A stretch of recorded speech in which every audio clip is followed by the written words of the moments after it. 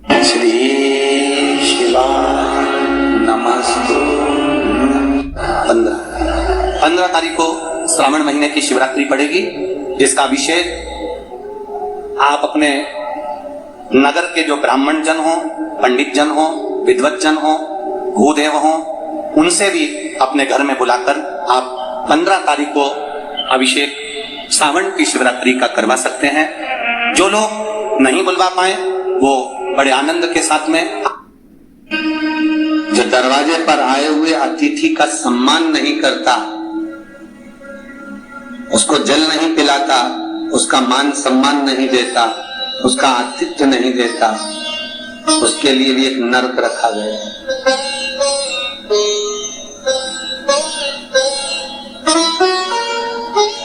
हजारों नरकों में एक नरक वो भी है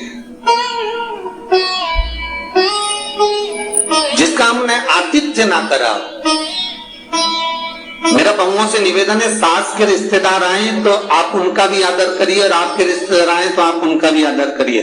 जेठानी के रिश्तेदार आए तो आप उनका भी आदर करिए, और देवरानी के रिश्तेदार आए तो आप उनका भी आदर करिए। आप किसी न किसी रूप में जो अतिथि आया है वो न जेठ का है, न देवर का है, न वो सास का है, अतिथि घर का है,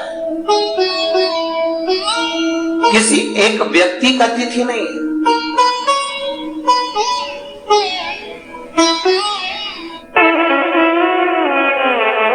बड़ी बहू सोचे कि मैं घर की बड़ी, बड़े परिवार की, मेरे पास में बहुत धन दौलत, मैं काय को गिनूं किसी मेहमान को। छोटी बहू सोचे मैं काय को गिनूं, मंजली सोचे मैं काय को गिनूं, संजली सोचे मैं काय को गिनूं।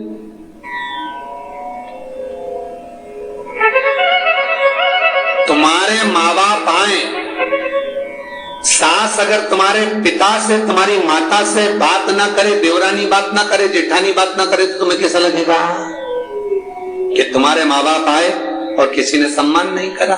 उसी तरह सास के रिश्तेदार आए, तुम सम्मान नहीं करोगी तो उसको कैसा लगेगा। फिर तुम्हारे घर के आए, वो सम्मान ना करे तो तुम्हें कैसा लगेगा। आतिथ्य, घर में कोई भी आए वो सबके लिए। दूसरा क्रम बताएगा, घर के दरवाजे पर जो तुलसी का पौधा होता है,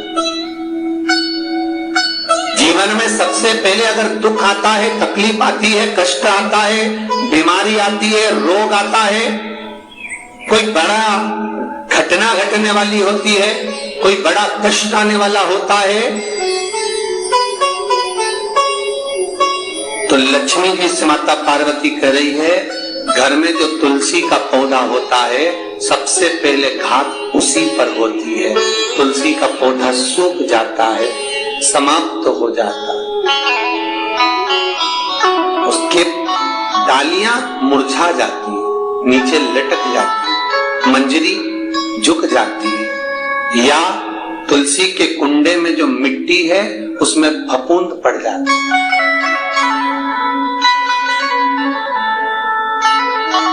इतना सुंदर बात कही है महाराज।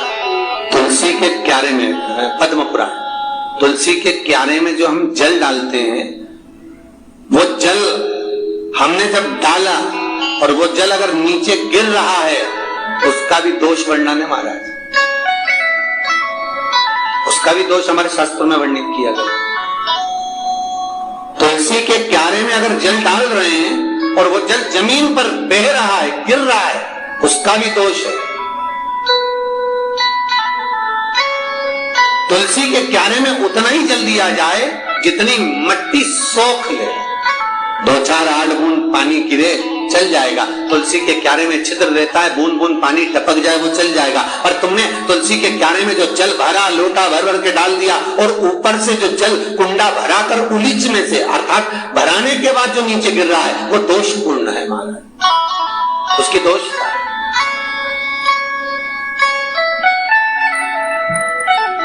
वो दोष दे दिया। तो लक्ष्मी से माता पार्वती जी कह रही हैं कि दूसरा क्रम है घर में वैभव, लक्ष्मी, संपदा, प्रतिष्ठा, यश, आरोग्य को पाने के लिए तुलसी के क्यारे की आराधना, तुलसी के कुंड को नमन करना। तीसरा क्रम कहा, घर में चाहे नल लगा हो, चाहे आरओ का प्लांट लगा हो, पानी का घर में छोटा छोटा आरओ प्लांट लगा लेता है,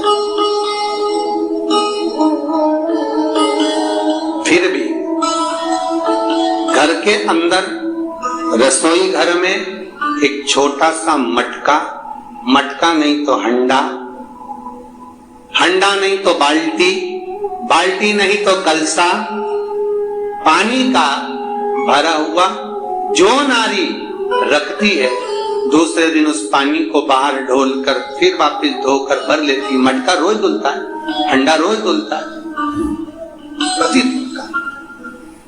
जितना जल उस पात्र में रहता है, भरता है, ऐसे ही घर में संपदा भरती। 3 क्रम। चौथा, नारी के मस्तक पर जो चीर होता है, ये पूर्वज, इसी चीर से कथा प्रारंभ हुई थी और वहीं पर पहुंची। लक्ष्मी पार्वती के संवाद पर चल रही है महाराज।